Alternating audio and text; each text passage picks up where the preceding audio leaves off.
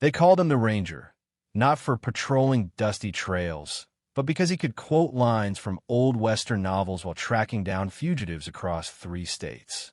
Ethan Caldwell had a voice like gravel and a steady hand that could hit a target from 50 yards out, even in the dead of night. What the wanted posters never mentioned was that he was heading back to Willow Creek, Texas, for the first time in 5 years to clear his name with the only woman who'd ever truly believed in him. That woman was now married to the local sheriff. It was Christmas Eve, 2023, when the snow flurries danced like forgotten promises over the chilly Texas plains.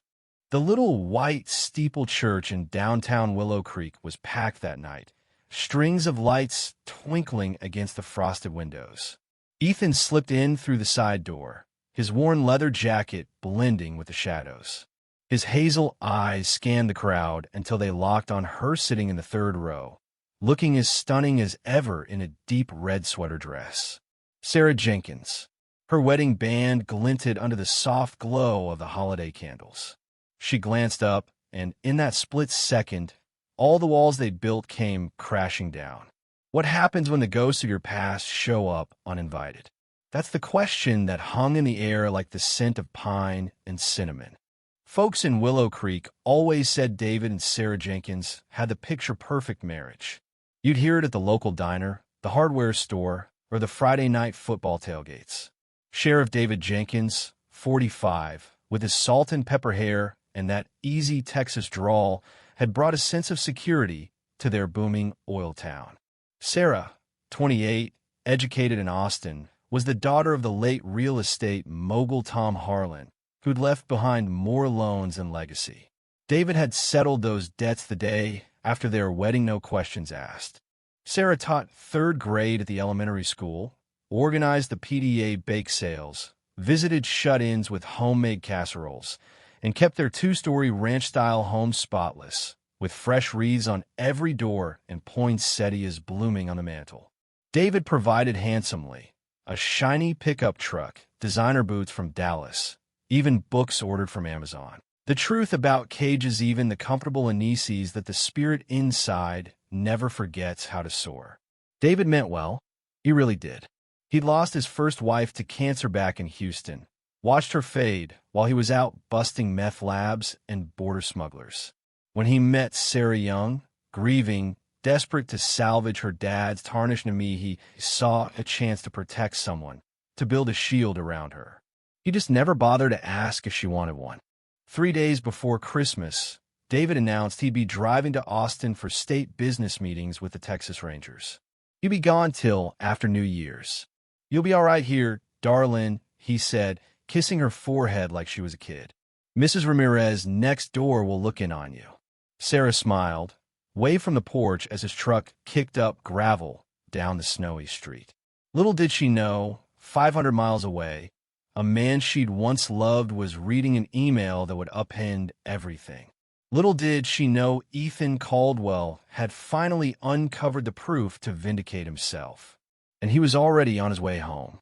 The Christmas Eve service was standing room only, families crammed into the pews with kids in their holiday best, squirming under itchy sweaters.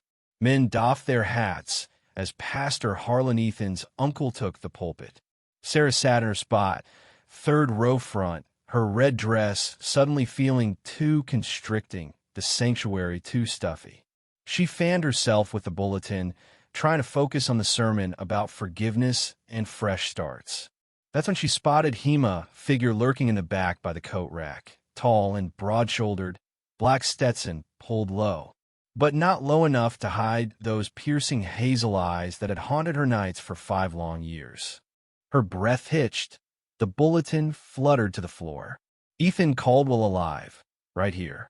He looked tougher now, more rugged, with faint lines etching his face and a scar tracing from his temple to his chin, pale against his sun-weathered skin. But those eyes? The same. Memories flooded back in a rush. Lazy summer afternoons by the creek when they were 15, his fingers tangled in her hair at 17, the night before he fled pinned against the old barn wall, whispering promises under a starry sky. "I'll come back for you, Sarah," he'd murmured against her lips. As soon as I prove I'm innocent, I'll come back. That was 5 years ago. 5 years of radio silence, wondering if he was dead or gone forever. 5 years of molding herself into David Jenkins' wife instead of Ethan's girl. Now he was back, and Sarah's neatly ordered world spun off its axis. Their gazes met across the packed church. He tipped his hat brim ever so slightly a silent hello, a question of vow. Sarah's hand flew to her throat, her ring suddenly heavy as a shackle. When she looked again, he was gone, melted into the night like a shadow. But deep down, she knew Ethan Caldwell had returned. The old Caldwell ranch sat abandoned on the outskirts of town, weathered siding peeling like old regrets. Sarah shouldn't have gone there, shouldn't have hopped in her SUV before dawn on Christmas morning, claiming she was delivering food baskets to needy families. But she did. He was waiting on the creaky porch steps, like time hadn't touched him and 5 years evaporated like morning mist. "Hey, Sarah," he said, his voice deeper, rougher, sending chills down her spine that had zilch to do with the December chill. "Ethan." She stepped out, legs wobbly. "I thought you were." Everyone said. Everyone says a lot of things.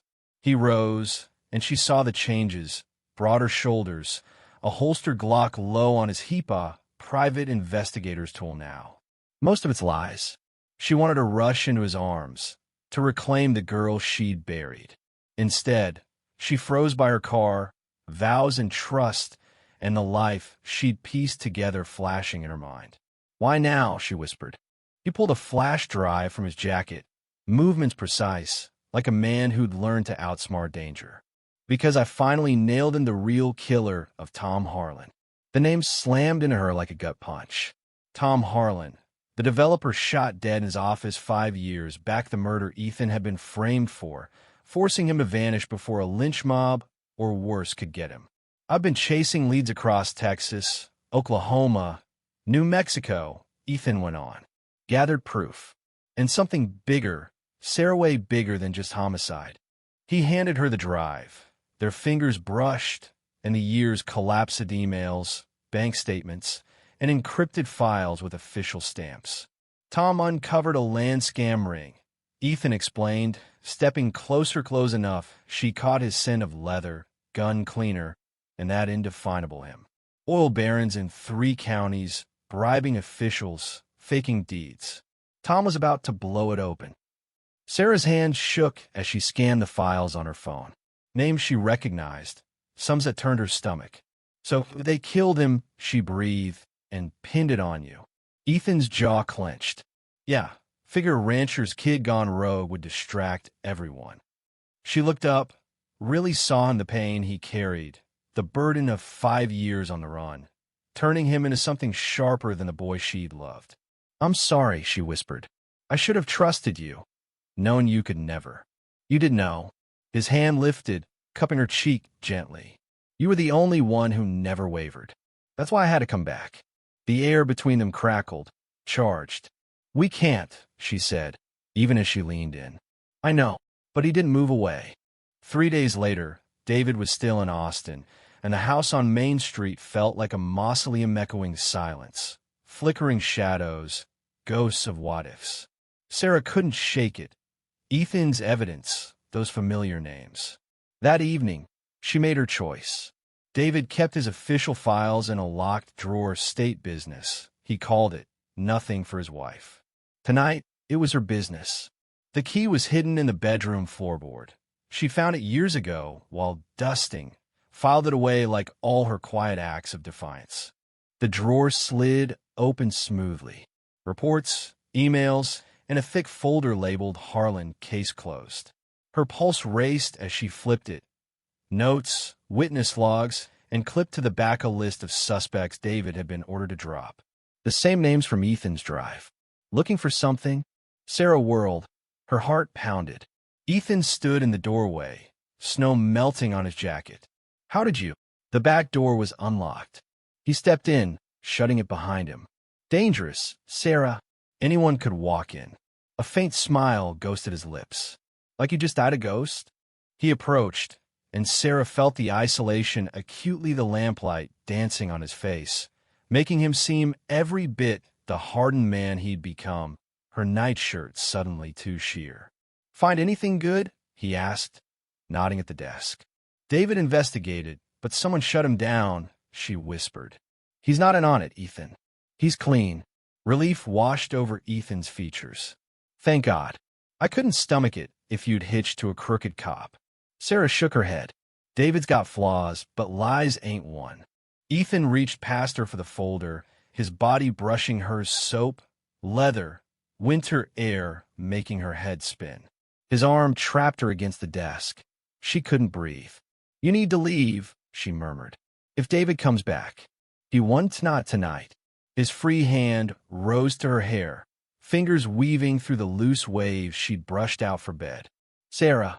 She turned, pressing flush against his chest. His heartbeat thundered like hers. "This is insane," she breathed. "Maybe." His thumb traced her cheek, her jaw, her lower lip. "But I've been insane without you." Time froze. 5 years of ache, doubt, impossible dreams boiled into this. Sarah was pinned between Ethan's solid frame and her husband's desk, his touch igniting sparks. "Ethan," she whispered, not a stop, but a plea. His other hand settled on her waist, calluses rough from years of grit and grind. "Tell me to stop," he growled near her ear. "Tell me to walk, and I will." But she couldn't speak, couldn't think. The light caught the flecks in his eyes, the scar peeking above his collar. Her fingers traced it. "You're hurt. Heal now." His grip tightened, drawing her nearer. Their faces inches apart, breaths mingling. One shift, one yield. "I'm married," she said, the words ripping from her core. "I know." His forehead met hers. He trembled. "God help me, Sarah, I know." But knowing didn't kill the fire. It fanned it. Her hand slid up his chest, over his shoulders, into the dark hair at his nape. He groaned, raw need vibrating through her. 5 years, he rasped. 5 years I've dreamed of this. "Ethan." She breathed his name like salvation. His lips hovered, a whisper from ceiling. "Itwin Hoves?" "No." Engines, multiple trucks roaring down Main Street. They sprang apart like scorched. Sarah's hand went to her throat. Through the blinds, headlights flashed, shadows shifting. "Hide," she hissed. But Ethan was already moving, hand on his Glock with lethal grace. "Sheriff's crew," he muttered, peeking out. "Someone spotted me." Panic clawed her. The basement there's a storm cellar off the kitchen. "They won't check." Ethan shook his head. "If they find me, it's worse for you. I won't ruin your name over this." Engines neared. Voices barked, boots on the porch. "Sarah Jenkins. Open up county sheriff's orders." Ethan's hands framed her face, eyes fierce. "Whatever goes down, you don't know me. You never saw me. Swear it." "I can't swear." Desperation edged his voice. "I won't let you pay for my mess again." The pounding intensified. They'd breach soon. "I swear," she whispered. Ethan kissed her forehead, a swift, tender farewell, then vanished out the back into the frigid night. "Mrs. Jenkins, sorry to bother you so late." Deputy Marshal Rick Harlan, Ethan's cousin, ironically stood on the stoop, hat in hand, eyes like steel. Behind him, 6 armed deputies waited in the sleet. "We're hunting a fugitive, Ethan Caldwell. You might recall him from before your marriage." Sarah clutched her robe, praying her voice held. "Ethan Caldwell? But isn't he dead?" "Alive and kicking, ma'am, and dangerous as they come." Harlan's gaze pierced the house. "Mind if we check around? Tips say a guy matching his description is in town." "No choice." "Of course, though I don't get why you'd think here." But she did. Everyone knew she dated Ethan once before David. The town had gossiped for months post-wedding. The men fanned out like hounds, flipping cushions, raiding closets, scouring rooms. Sarah trailed, heart slamming, bracing for the yell of discovery. It never came. "Fresh coffee," one deputy noted, sniffing the pot. "Couldn't sleep," Sarah said quickly. "Brewed some to calm the jitters." Harlan eyed her in the lamp's glow. You seem pretty jittery for someone with nothing to hide. 6 gunslingers in my house at midnight? Yeah, that'd do it. The marshal's smile was ice. Caldwell's wanted for murder, Mrs. Jenkins. Murder and racketeering. Any woman aiding him? Accessory federal time. The warning hung heavy. Sarah lifted her chin, drawing on every poise her college days taught. Good thing I haven't seen him then. They cleared out after 20 minutes, but not before Harlan stationed 2 watchers outside. For your safety, he tipped his hat. Sarah waited till their taillights faded, then slumped into a chair, shaking. Ethan was out there, hunted like prey, armed only with proof that cleared him but threatened the powerful. She thought of those names in David's file big shots with cash, pull, ties that could sick a marshal on a loose end. Men who'd murder to bury secrets. And Ethan faced them solo, with just his wits and 5 years of hard-earned edge. Unless she stepped up. The thought scared her spitless, but sitting in her flawless living room, in the flawless life David had financed, Sarah realized she was done with flawless. It was a prison dressed in holiday cheer. Next morning broke crisp and biting cold. Sarah dressed sharply her favorite navy wool coat, the one that made her eyes pop. If she were torching her social standing, she'd do it looking like a boss. The watchers tailed her SUV at a distance, but she'd figured that. Let him see her playing charity, Santa dropping off gifts to the poor. No crime in holiday spirit. She found Ethan in the old barn, patching up a black Mustang that screamed trouble like its owner. He turned, exhaustion carving his face from another no-sleep night. You shouldn't be here. Neither should you. She set the basket down, pulling out hidden goodies. Clean shirts, a first aid kit, and crucially, scans of David's files, everything she'd photocopied before Harlan's raid. Ethan stared at the papers, something cracking in his gaze. Sarah, this is dynamite enough to topple half the county commission. If I knew you touched this, they'd lock me up, she finished flatly, like chatting weather. Yeah, I get it. He crossed to her in 3 strides, grabbing her hands. Then why risk it all? Sarah met his eyes, this man who'd forged her heart before she understood love. The boy she'd adored and the stranger he'd become, the same. Because 5 years back, I was 23, terrified, and I let them chase you off without fighting for you, for us. Her voice firmed. I ain't repeating that. Fire ignited in Ethan's eyes, hope, or something wilder. His grip tightened. Sarah, she cut him off. Wait, there's more. I emailed the state attorney general this morning, the real deal, not Harlan's crooked pals. Feds will be here by New Year's. Ethan's face drained. You don't get at these guys? They'll erase you. Anyone in the way. Then we make sure they can't. Sarah pulled away, pacing the dim space, her brain firing like it did planning school events, but for stakes way higher. Town hall meeting tomorrow, night New Year's bash at the community center. Whole town's coming. Sarah, what are you plotting? She spun, and Ethan saw resolve in her he'd missed before. The realtor's daughter hadn't just inherited debts. She got grit. I'm plotting time for Willow Creek to face facts. Alt of M. She closed in, close enough to see his pulse jump. But I'll need backup. Ethan, what this time? We're not bolting. The Willow Creek Community Center had never been so jammed. New Year's Eve 2023, and it looked like every soul from the county showed families in their best jeans and boots, balloons bobbing under the rafters, country tunes humming low. Sarah sat front row, hands clasped like the ideal sheriff's wife. But her pulse raced. She kept eyeing the side entrance where Ethan would slip in if he came, if he didn't bail on her crazy scheme, if he trusted her to stake it all on one wild play. Pastor Harlan climbed the stage. Ethan's uncle, clueless.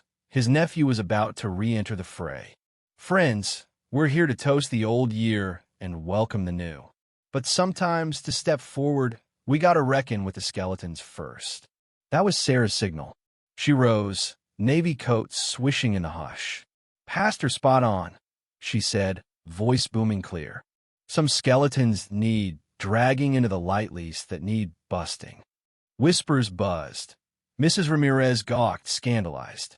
Deputy Harlan, back row, stiffened. "Pastor," he started, but Sarah was striding forward head high.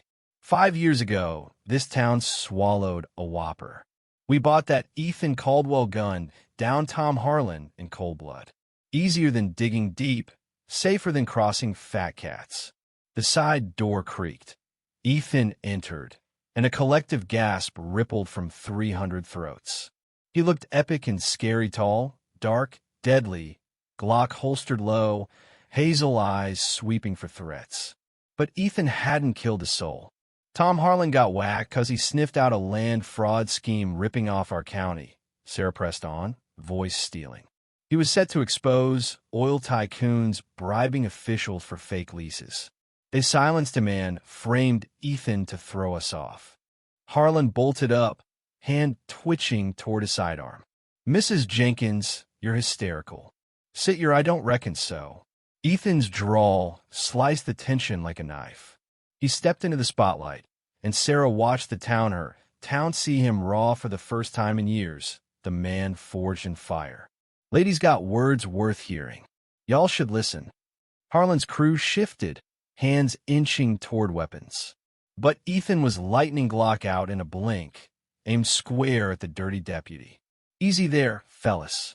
This here's a party, keep it civil." Sarah yanked the printed files high. "These prove it. Emails, deeds, payoffs between county bigwigs and oil outfits in 3 states. Tom found him. They ended him for it." "Enough," Harlan snarled, lunging for his gun.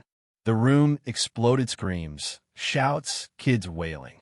But Sarah heard the sharp crack of Ethan's shot, saw Harlan twist and drop. His piece unfired shoulder hit clean.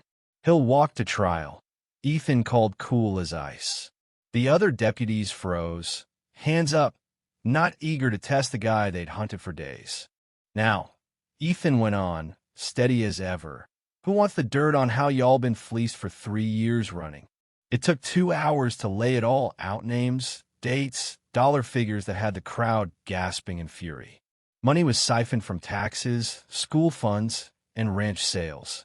At the end, when the last page turned and questions died, Pastor Harlan rose.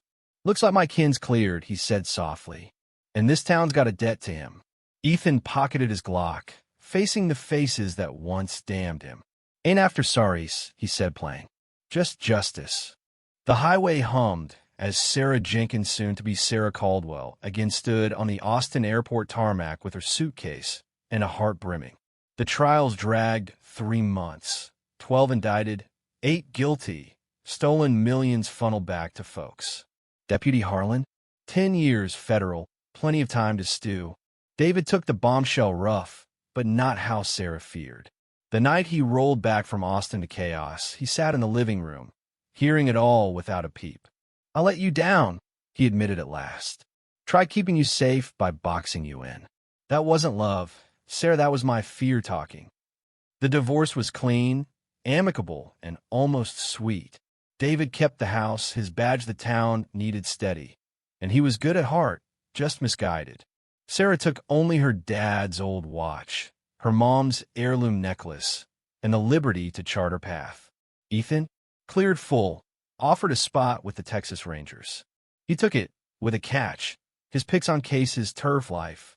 They were Houston-bound now, where schools hired sharp teachers and honest badges enforced real law, where the Gulf sparkled endlessly blue, horizons wide with what-ifs turned real.